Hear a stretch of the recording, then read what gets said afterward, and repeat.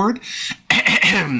Good evening, everybody. Thank you so much for listening. This is The Real Pineapple. This is your humble host, Hunter, here, and I'm coming to you from the future. Because I have no idea when I'm going to post this review.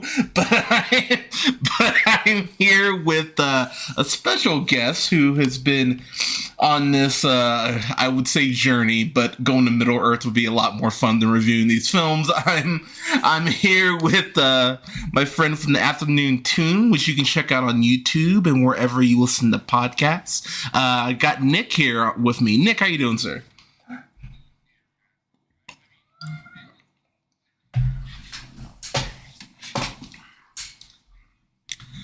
I mean, more or less, yeah. I would say it's exactly the same thing. I will say for myself, one of the things that has been fun about, quote, fun, pardon me, put fun in quotes, about reviewing these is that it's interesting to re-review something or to go back and revisit something once you have some context. And obviously, unintentionally, we kind of have to blame Harry Potter for splitting up Deathly Hallows into two parts because we're reviewing Eclipse and Breaking Dawn Part 1 here. So we're starting with Eclipse, which is directed by David Slade, who, what a random filmography to have to go ahead and do a fucking Twilight film. It's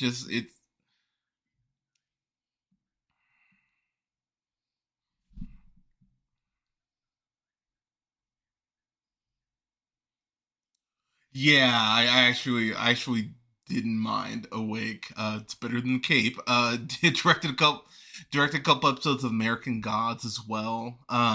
Which, God, why did you get rid of Orlando Jones? But that's a whole other thing.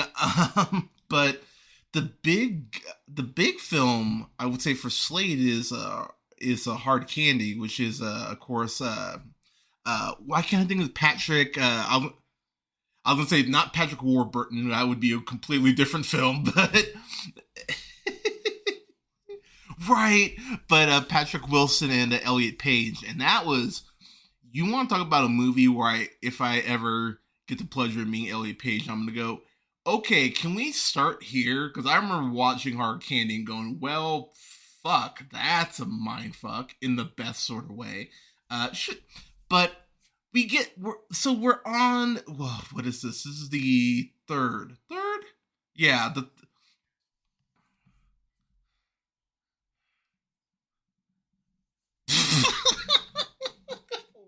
which just a quick recap. Bella comes to Forks because, as Nick put it, her mom wanted to get dick from someone half her age, and so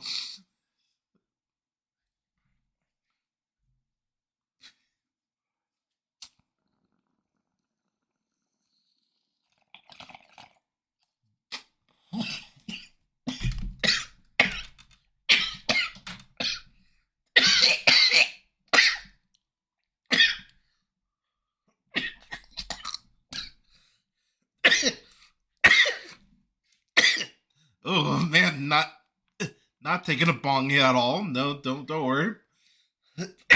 Whew, boy, lordy. But so you're not wrong, and you know what? Honestly, good on her. As I come back to Earth here, but but what I will say about the movies is that Bella Swan, she really is played from people I've talked to who've read the books. She's played how she's written, so I mean,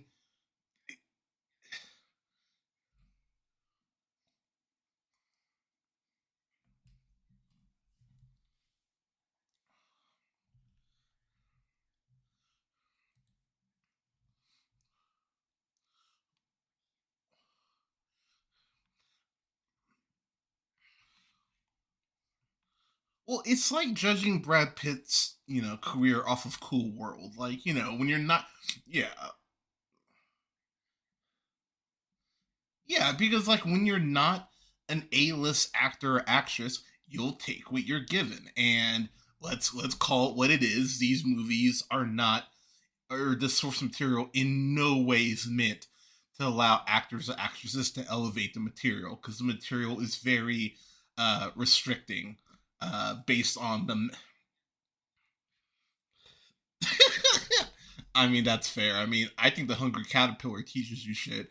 But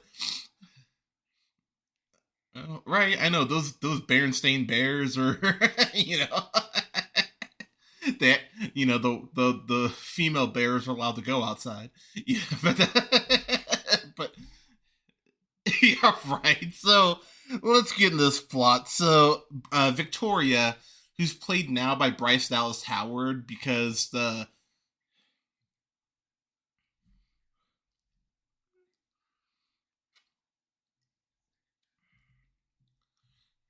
which God, that's gotta suck being that main action, like the former actress. Like, oh wow, I get to finally kind of get something to dig my teeth into in Eclipse, and oh, I can't. Yeah, whoops, sorry.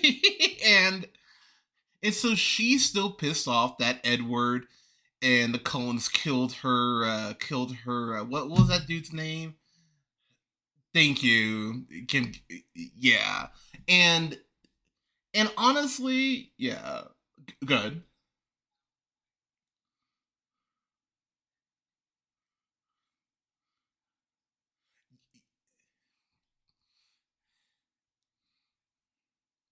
Yeah, it's one of those things that it's like what's frustrating about the whole like I need revenge.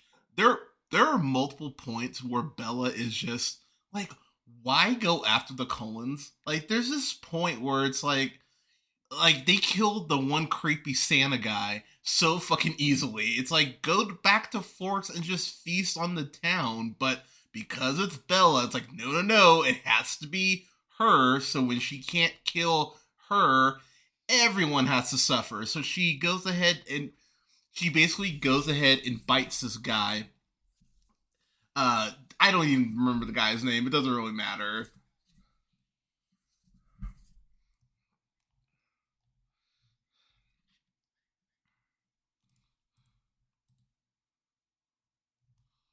Oh shit, that is him. So God damn that fuck. Okay, even I've seen that actually. That's surprising. What the fuck were you doing in the anyways, but but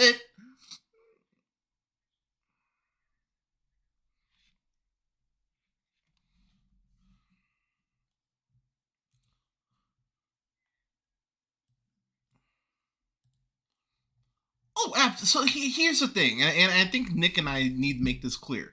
We are not begrudging any of these young actors or actresses for taking this shit. I mean that's that's fair. Like there is an alternate universe where you like have his career, but you've done something with it because like when you think about the stunt work that guy can do, that alone, it's like you think that, but we'll get there. But the thing is, again, you have to start somewhere. I completely understand that, but this is the third goddamn film, and this is the one where they kind of just look at the screen and go, "Fine." It's like we admit this is bullshit. We're gonna kind. This is the most meta of the five films. God, there's five of these.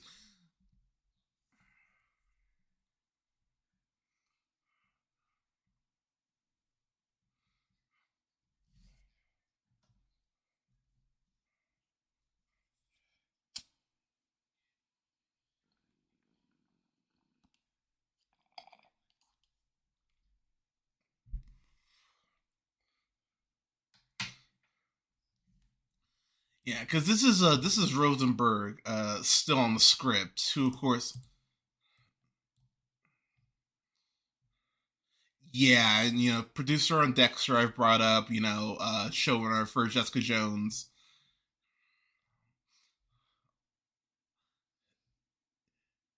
Which, yeah, and it's funny. I really liked Alan McBeal back in the day. I was a fan of that show, but it's one of those things where we talk about you can only polish a turd so much. What can you possibly do with this? And to the film's credit, there are a couple jokes that actually do land for me, but overall, it's more of the same. So just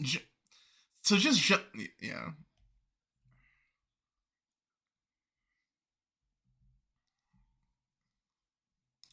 Yeah, no, and I think that's completely fair. So the movie starts off with Bella and Edward out in this field of flowers, and they're doing the whole like there might as well be a harp playing. It's like, oh my god, like oh my gosh, you're so sparkly in the sun, and apparently no one ever comes to this field ever because like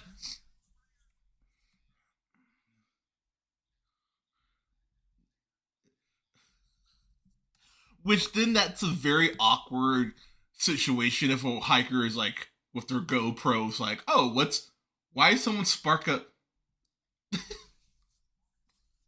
right and Edward's like, marry me. She's like, no. And then they're like, oh, you're so cute, baby. Marry me. No. Like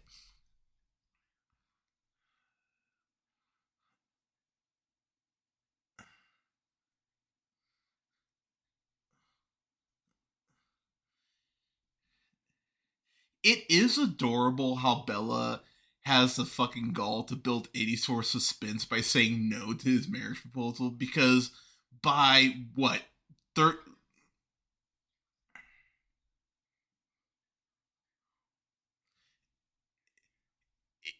exactly. So there's no suspense whatsoever when it comes to will she or won't she say yes? It's like of course she'll say yes because what other options has she given herself? Absolutely none. Because her whole not her self worth, her whole fucking life is tied to this dude, clearly, because she can't move on when he's not around.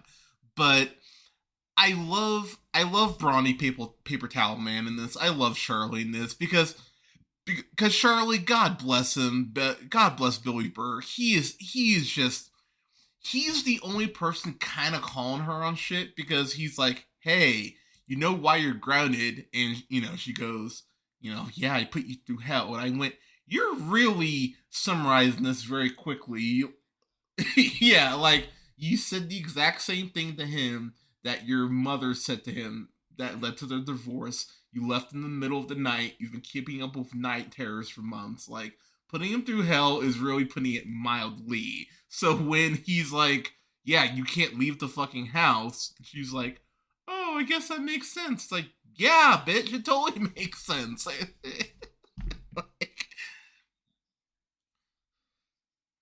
He is.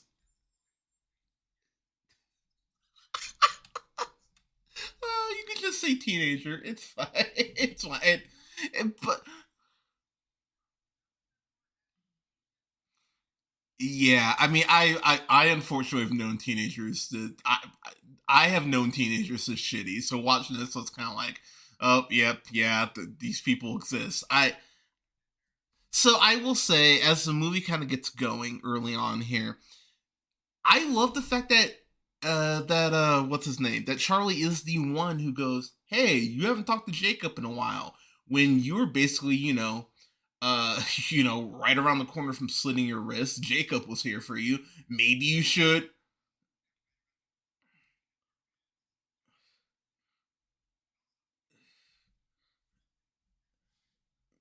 yeah, going off with random bikers.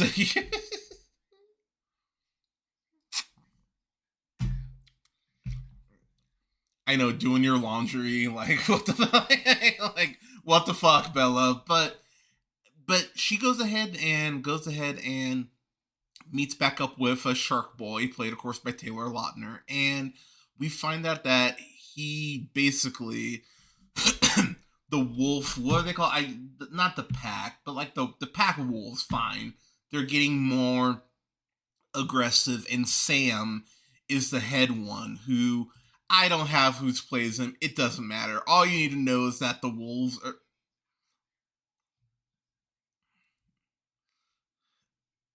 Yes, the white man has just beaten this tribe down so much that shirts are no longer an option. So they can't even afford full pairs of jeans. That's how bad the white man is just taking everything.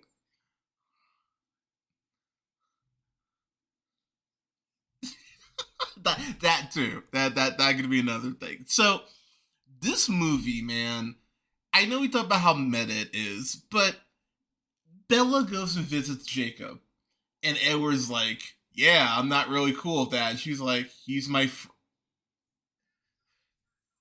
He breaks her truck so that she can't leave. And I'm sitting there going, I'm sorry, none of these red flags are going to be brought up by any. And look, I get these books are.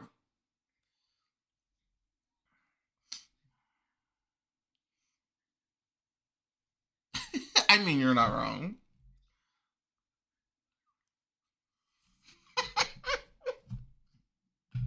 Yeah, I mean, you're not wrong. And Frank would have as good of a chance of seeing a red flag as Bella would. But but it's one of those things that. Oh wait, oh that's right. Hell yeah, did I say Ant? Well, I mean, you can't see red flags when you're locked up somewhere, so the joke still applies. but but yes, Helen Keller would have made more sense in that context. But so there are these moments, a few moments, like early on in the movie, Edward goes ahead and buys Bella a ticket to go ahead and fly and see her mom, which, you know, the one who gave her up. and and honestly, I actually like that scene because, and here's why, and I'm gonna briefly defend the film from this aspect. We don't really spend any time with her mom, and it was actually nice to go, oh yeah, she does have a mother. Like her mother wasn't Disneyed and like killed off screen. Like she actually is still, you know, in the picture. And so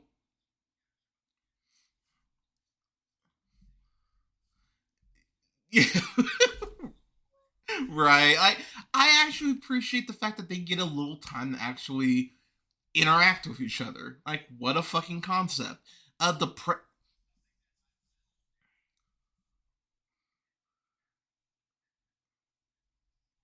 yes.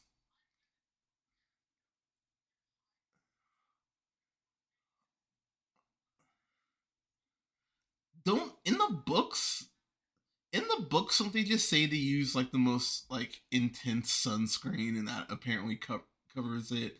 I think that's what it says in the book. Look, I haven't read the books. That's what I recall someone telling me. But I think that's the explanation they always give is, well, the Cullens like bathed in, you know, SPF 1000 or whatever the fuck it is, and so they don't spark. I Are you asking me to explain Twilight? Like, look, I know, man. Like, I'm just telling you what I recall. But what? But you get that scene with them, and she gives her this quilt of all of their old kind of like they used to go to like on vacation or whatever. So she makes this quilt of all of their old T-shirts, which I actually went. That's one of the few moments of genuine kindness out of any of the five of these movies, which it's sad that we have to throw a fucking parade for, you know, one fucking scene giving us a genuine moment, but it was a genuine moment. I went, oh, okay, this is actually cute. I wish there was, you know, more of Bella smiling and, you know, be like having her be developed as a character independent of Edward, which is really the biggest issue probably overall of these movies. But then it immediately goes to something that makes no goddamn sense to me. So, Victoria is coming into town to kill Bella. That is very clear. That is very known.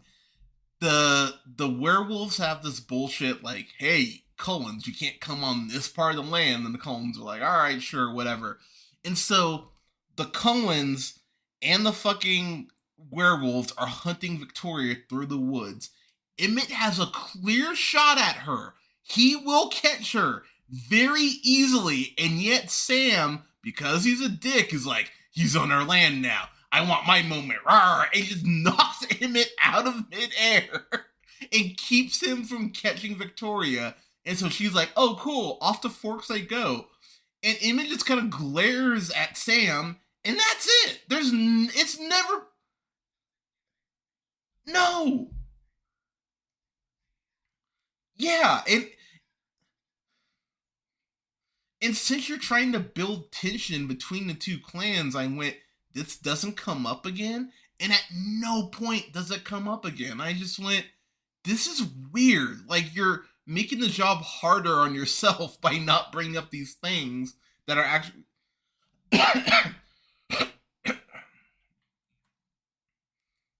Yeah, I mean that's yeah. You're not wrong, but it's dumb, and so yeah.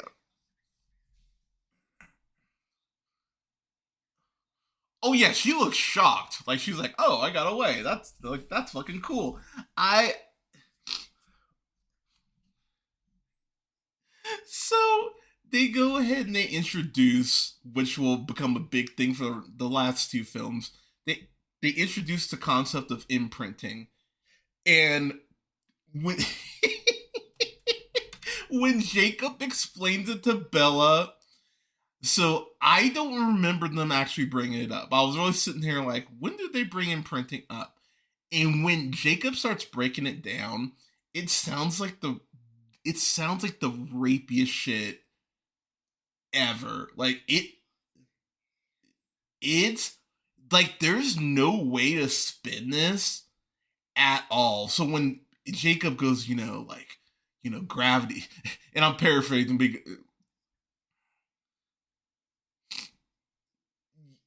yeah, it's like gravity's not holding you to the earth. They are, and I'm just,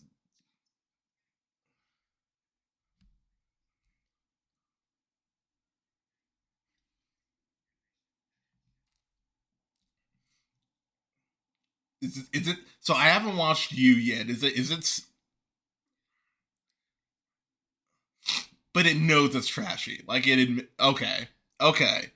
So yeah. So this could have used more you. Is what you're saying.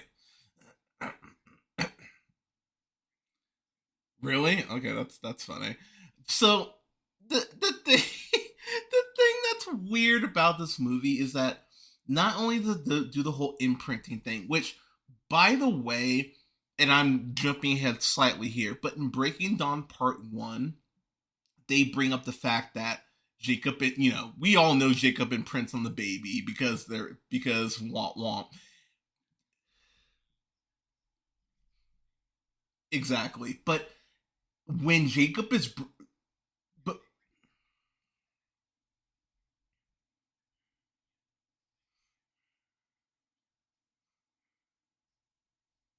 yes, she is.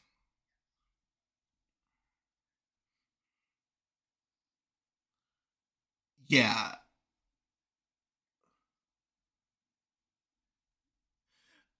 So not only that, but they don't bring up the fact that it's the werewolf's most sacred rule until Breaking Dawn Part One, which would have been,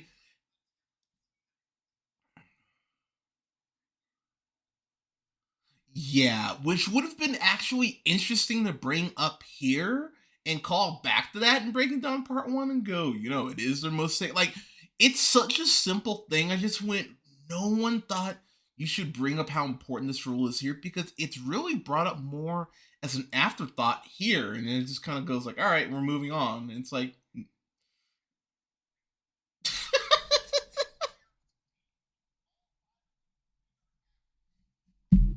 I know, like you're not wrong. You're not wrong. But again, it's me recognizing these things. I go, all right, like if you had someone who's actually allowed. I would not be surprised if Rosenberg was like, "Hey, how about we bring up, how sacred that rule is here?" And they were like, "Oh, woman, you're adorable. Like, go back. Like, you're thinking too hard on these." Like, oh yeah, and we'll get to Jasper here. Yeah, but so then the whole conflict, quote conflict, is about Bella getting married. Will she? Won't she get married to Edward? Which of course, duh. But then the fact is, she's already decided she's going to become a vampire after graduation. Like the moment she turns 18 and graduates, it's a wrap. She's already told Edward like that's his rule or her rule. And here's what I don't get: you're 18, like when they get into the logistics of having to basically, like hide out and that she won't really be able to see anyone she knows, like I feel like at a point you might as well just go, I'm a fucking vampire. Because A, who's gonna believe him, number one. Like if she goes up to Charlie and just flat out goes, "I'm a vampire," Charlie would go, "All right, so we need to take you to one of those hospitals in Seattle for about 6 weeks." Like, look, no one's gonna fucking believe him.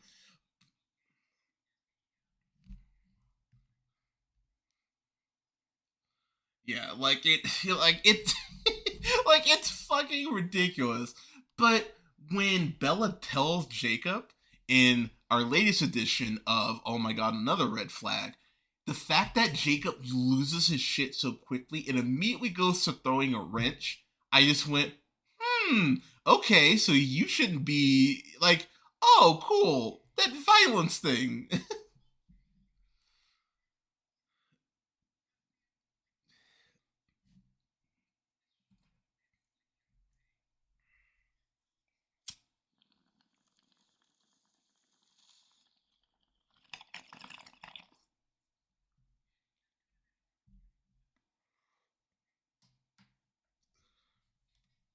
At all.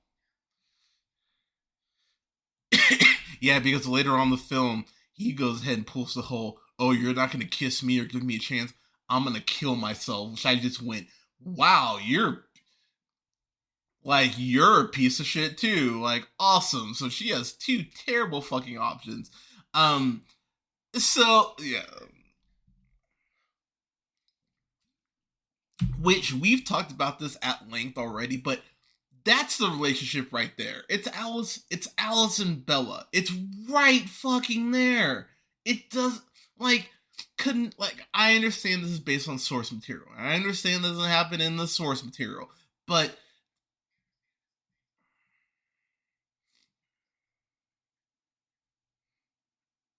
yeah, but so not only do you make that switch, but I don't know, why not have fucking Victoria turn one of Bella's friends so that there's some emotional state like we both hate Mike, hashtag fuck Mike. But if they at least turned Mike, Victoria could do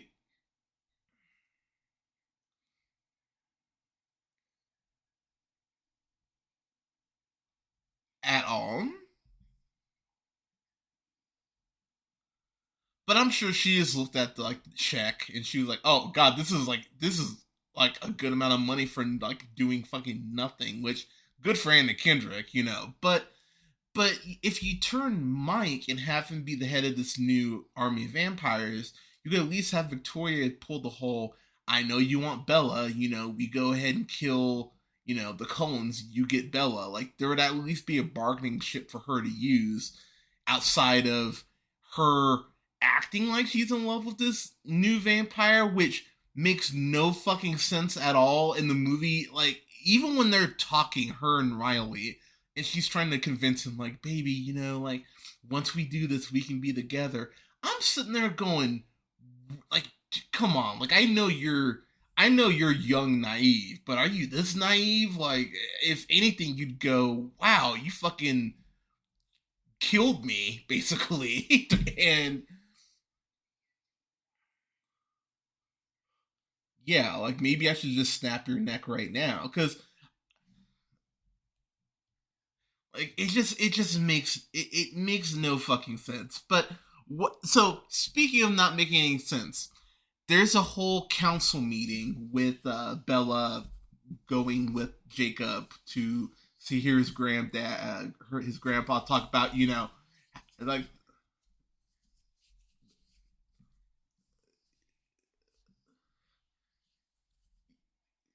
exactly. And I'm sitting there watching this going, if you connect the vampires to colonialism, that gives them a reason for generations to be so mistrusting of not just the Coens, but of vampires in general.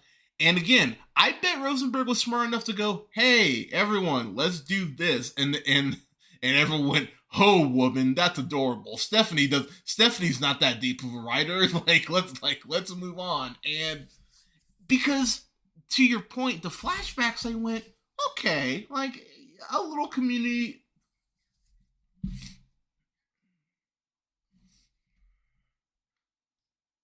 Yeah, you're not wrong.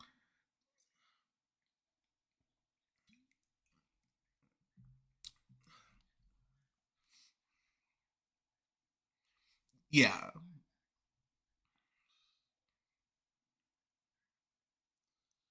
Yeah, and even having the one woman, basically sacrifice herself. Which, by the way, that is one thing I did roll my eyes and go, you couldn't slit like the top of your hand or like your forearm. Like she's like, I have to stab myself in the chest for all the blood to flow. It's like,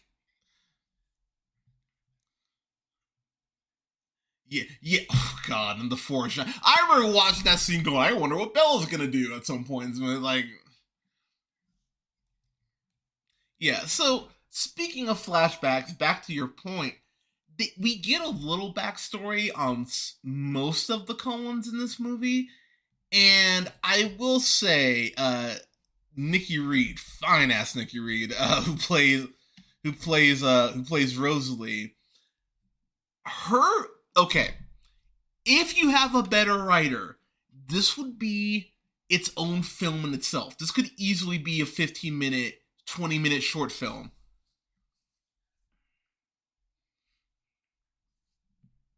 I mean, yeah, that's fair. But this one in particular, I'm sitting here going, okay, this is basically Jennifer's body, the backstory, and I'm sitting here going, I want to see this because Rosalie is just chilling with this dude. They're together.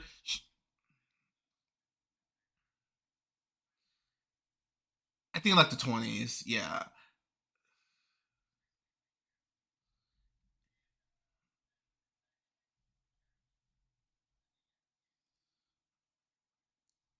I think it was. And by the way, Boardwalk Empire is probably one of HBO's most underrated shows. Like, it takes a season to get going, but once it gets going, it's fucking wonderful.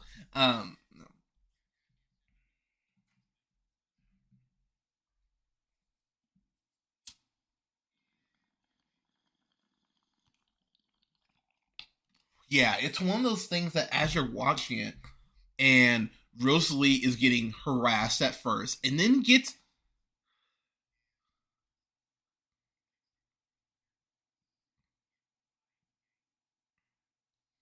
which Jesus fucking Christ, like in the way the movie really glosses over that giant fact, I'm like, what? We're just gonna just move along. And I remember being in the theater watching this and going, wait a minute, that is a giant fucking reason to be as angry as you are, and Bella is just kind of nonplussed by it.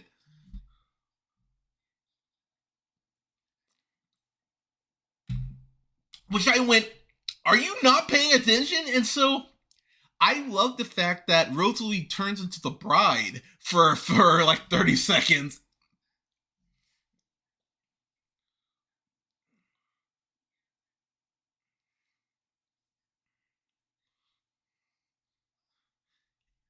Yeah, like if there was, so also in that whole sequence, the fact that she as a woman is telling her, I was in love with the idea of being in love, and she's telling Bella, yeah, like like Rosalie is basically her very white Miss Cleo in this moment. Like she's trying to tell her fucking future, like, bitch, I'm trying to help you out. And I will say right now, one of the things that drives me nuts about this scene is that it could be the best scene in the movie if you do this one thing for me. The fact that Bella goes, there's nothing I'll ever want more than Edward, and Rosalie retorts back, you're wrong again. After you've been changed, there's one thing you'll want more. Cut it right there. Just stop the dialogue right there. But the fact she goes, one thing you'll crave, and then I'm just sitting there going, blood, and she goes, blood. I'm like, God damn. I'm like, there's some subtlety.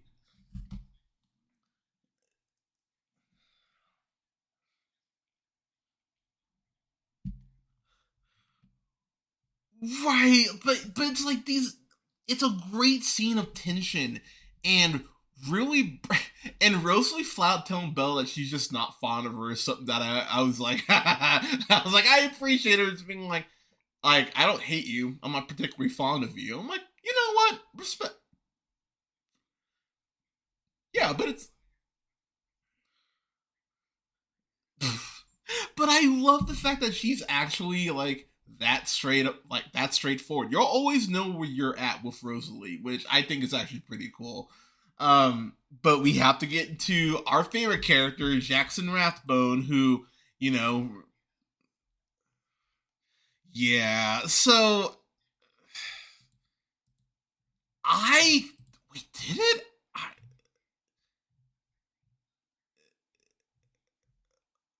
It did, son of a bitch. Yeah, it did. Yeah, which that was a that was a bad year for Jackson Rathbone. Yeah, 2010. I'm a huge Last Night Airbender fan. I'm actually going to start a rewatch here next year at some point. And hot damn, you want to talk about something that I per yeah, that's how you do it. But Jasper, so I even brought up before I even really got into Twilight or knew what the fuck it was. I was like, "Are there any black vampires in this?" And my friend was basically like, "There's like three." And I went, "All right, that's kind of lame, but whatever." So Jasper, when you we find out about Jasper's origins, which this movie also just kind of brushes past, like shut up, shut up, shut up, like dog, look over.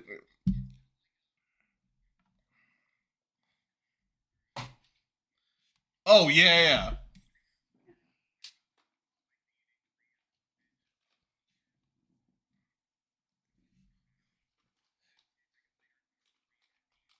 yeah, like it's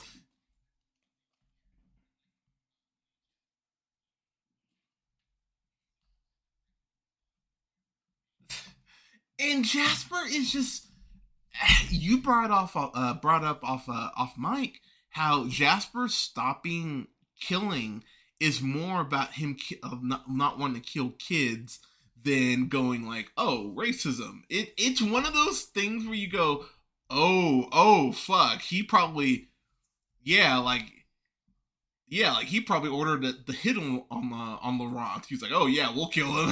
Like I'd be happy to kill this motherfucker.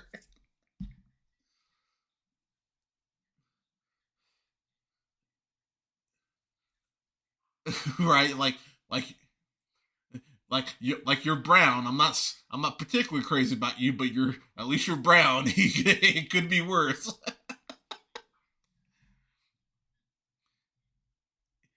Exactly. Your hair. Yeah, like a comb could go through your hair. Like in one swipe, at least. You know, not like those. Your lips are normal size. Like Jasper, Jasper being like ahead of the Confederate, like basically starting vampire Confederate mini armies is such a horrifying notion and weirdly a miniseries that I want because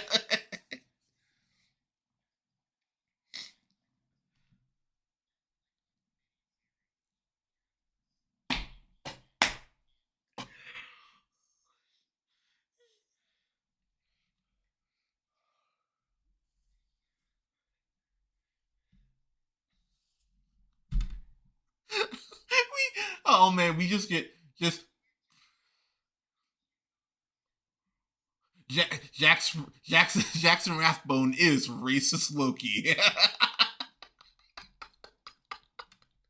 Like, you know what?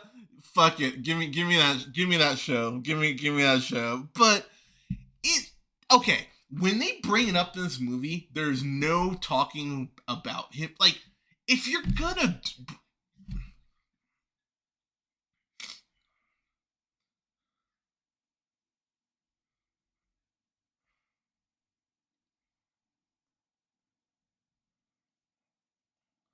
yeah, it's like, yeah, it's fine. Like, the one that should have won. Wait, what? But Yeah, exactly. Exactly. Like it's such a weird thing to just not again to not connect the dots on because if you bring up at the at that meeting earlier the whole connection to colonialism, you could go ahead and do that here and even have Jasper have to talk about the fact that look, I used to believe in things that were that were toxic for me. And then I met Alice and she like you could easily elevate their relationship by making that connection. And the movie's just like, no, we're good. And it's kind of maddening because this movie, I would say, out of the three at this point, had the most potential to actually be good, quote unquote.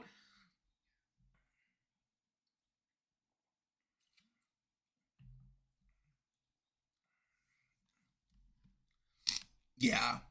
It actually feels like we're not just jogging in place. At least not entirely. Those points are still here, but they're not as aggressive, I guess is what I would say. But I actually love that. So okay, here's one thing I have to bring up. I'm gonna give us another 10 minutes to just rip this apart. But Carlisle brings up the fact that newborns are stronger when they're first bitten.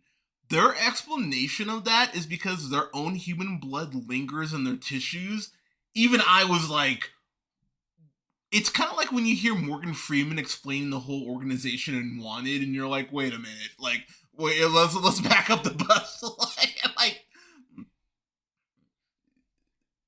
yeah,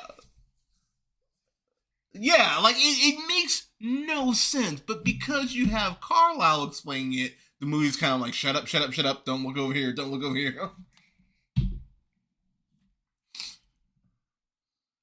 Yeah, and to his credit, as dumb as the lines are, the whole explanation is, he's a good enough actor that he kind of manages to sell you on it enough if you don't think about it too much in the moment. On a rewatch, you'll probably go, but it's but there's just moments like this throughout the whole movie. No one, let me bring this up. No one brings up the fact that Victoria is the one who is turning vampires to form a vampire army. Bella has to be the one to bring this up.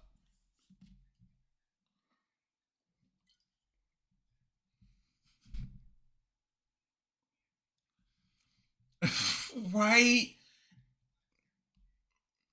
Yeah, yeah, you're not wrong. But it's so weird that Bella has to be the one to bring that up. And even Carlisle and Alice bring up the fact that Alice has blind spots in her visions, which that is probably one of the biggest complaints about this series overall, is that they're so inconsistent on how Alice's visions work. Because at some points it's like she can see every fucking thing, at other points it's like she's just being fucking just like outplayed by everyone. And it's really fucking frustrating.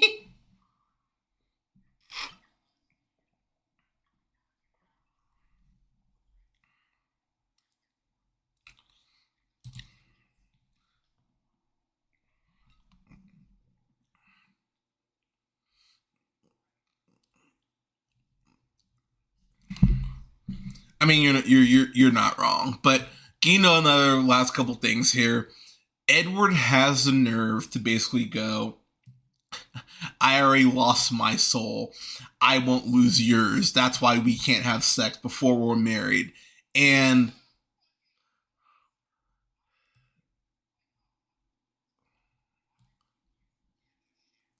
the movie has the balls. So this is something that if you've ever taken a writing class, one of the first things they tell you is you should not hear the author through the characters when you hear dialogue.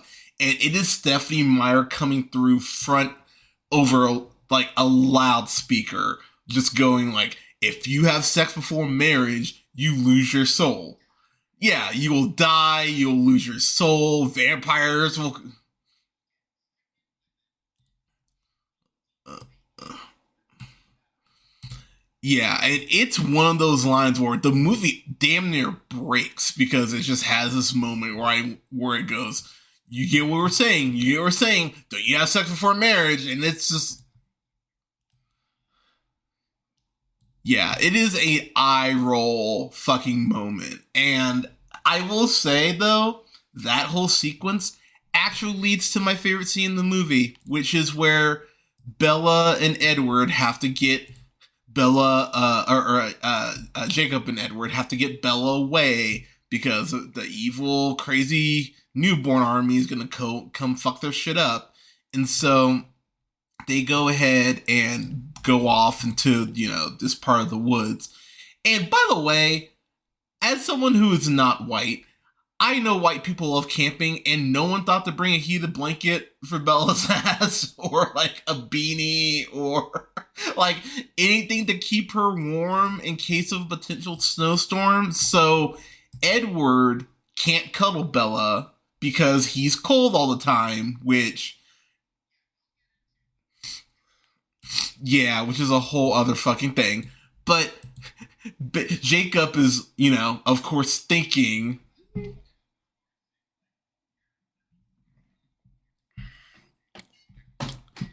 which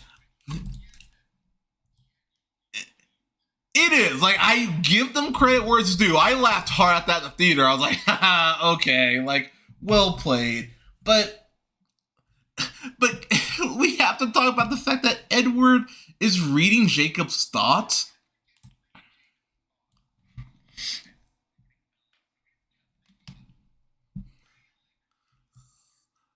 Yeah,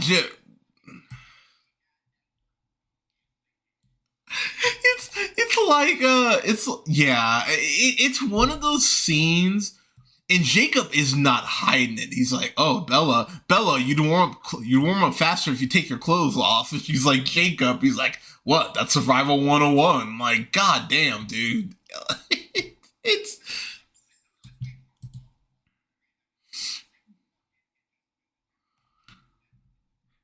Yeah, there's a point where they could have Eiffel Towered her very easily, and I would have gone, yeah, this is the only place this could go. It's for this to happen.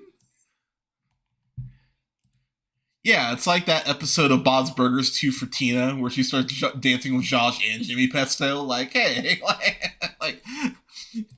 let Bella get hers. But I I will say, because then that leads to the whole, oh, we're engaged now, but I'm Edward, so I'm going to talk just loud enough so Jacob can hear me. Oh, wait, Jacob heard me. Oh, I had no idea it was going to happen. Well, guess what? Now I'm just going to go into battle and get myself killed, because if I can't have you, then whatever.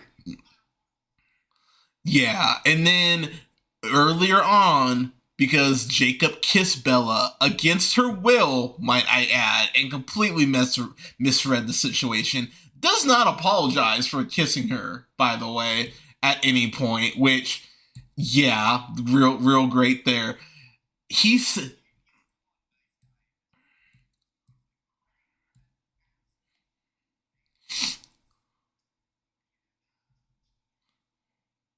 And they have the balls, and it's only done so Bella can do this, is basically go, I won't kiss you again until you ask me. And Jacob's about to go off to battle and potentially get hurt. And Bella goes, Jacob, I'm asking you to kiss me. I'm asking you to kiss. And Jacob's like, oh man, I'm gonna act shocked, but fuck it.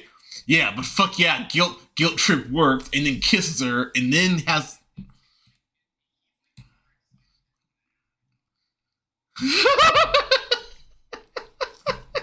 it's it's ridiculous. And he has the balls to go, that should have been our first kiss. It's like, oh,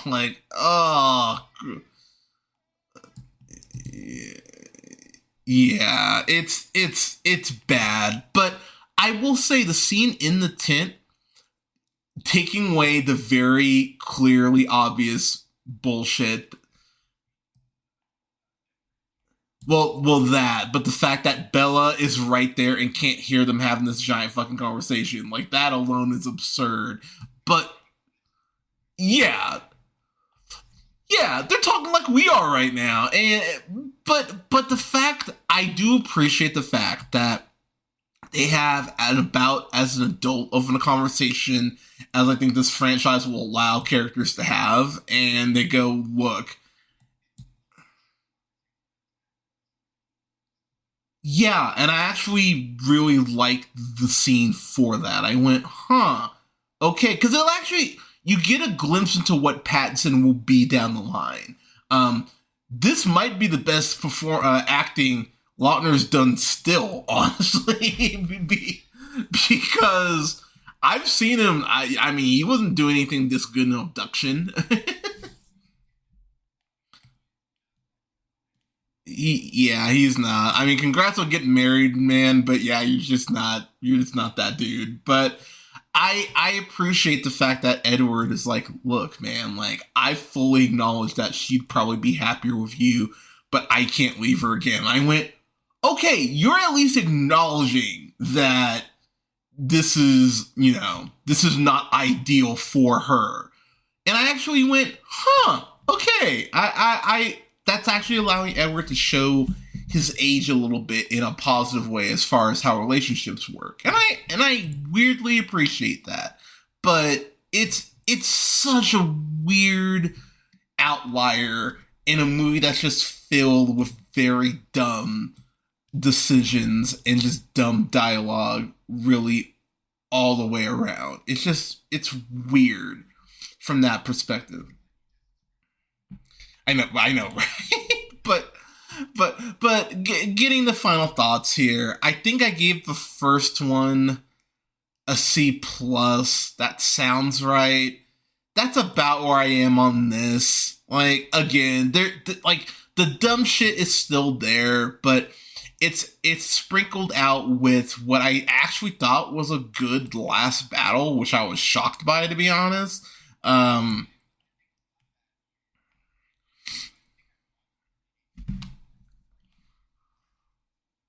Okay.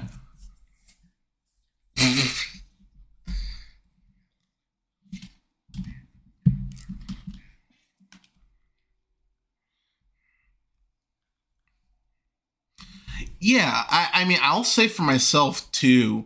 Um, I weirdly, and I wish they would have kept this up. I can't remember if they do in Breaking Down Part Two, but the vampires having their necks broken kind of looks like an ice effect. I actually, it's a clever way to get it's a clever way to get violence across, but not go into R rating. I'm like, okay, that's actually like given the limitations of PG-13, I actually like the way the effect looks. And and I give the movie actually probably half grade up for this alone.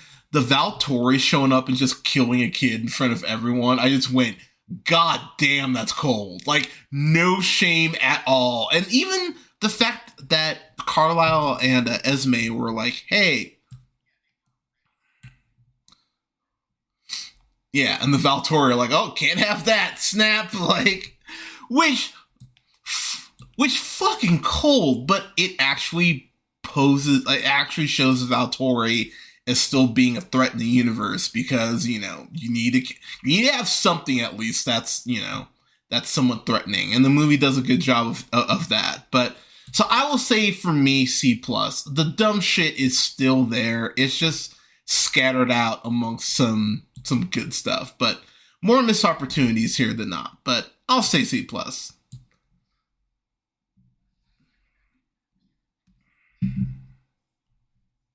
That's fair.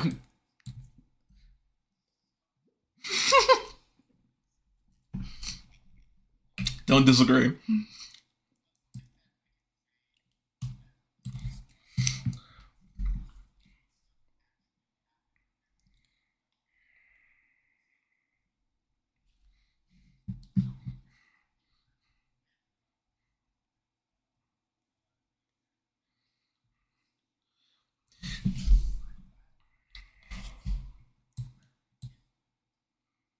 Yeah, it's just got a lot of. You just have to sit through a lot of bull crap.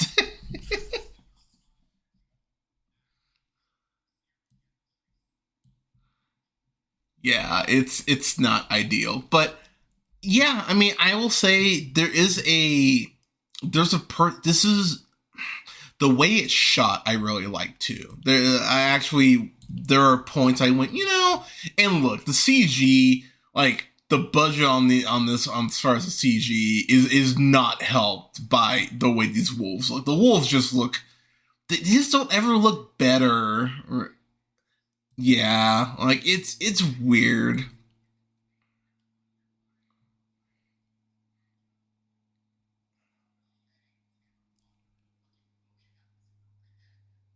Yeah, which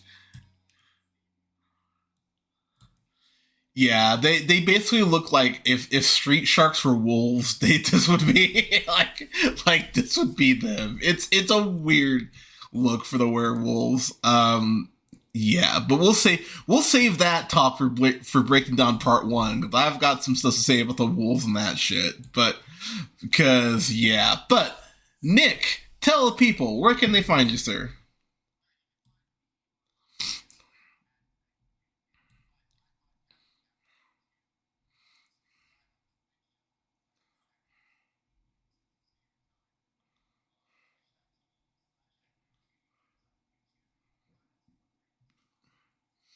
Boom. And as well, that applies for the Real Pineapple. You can find us on Twitch at twitch.tv/ the Real Pineapple, or J Hunter Real Pineapple, pardon me. And you can find us on YouTube at the Real Pineapple, and find us wherever you listen to podcasts. I am gonna be hopping on Twitch at some point in December. I have no idea what I'm gonna stream. I'm gonna stream something besides just talking movie shit. I'm making myself get on Twitch and actually be on camera. So as we get closer, I'll let y'all know. But I don't know when you're going to hear this, so I don't know what's going to be coming down the pipeline. So just know that we'll have more reviews. Maybe I'll be on the afternoon tune more by this point, hopefully. Yeah, Black History Month, I'll be on the afternoon tune all the time. But everyone, thank you so much for listening. Take care of each other. Get your COVID shot, for fuck's sake, if you haven't yet. And we will talk to you soon. Nick, thank you so much for being on, man. I appreciate you. Have a good night, everybody.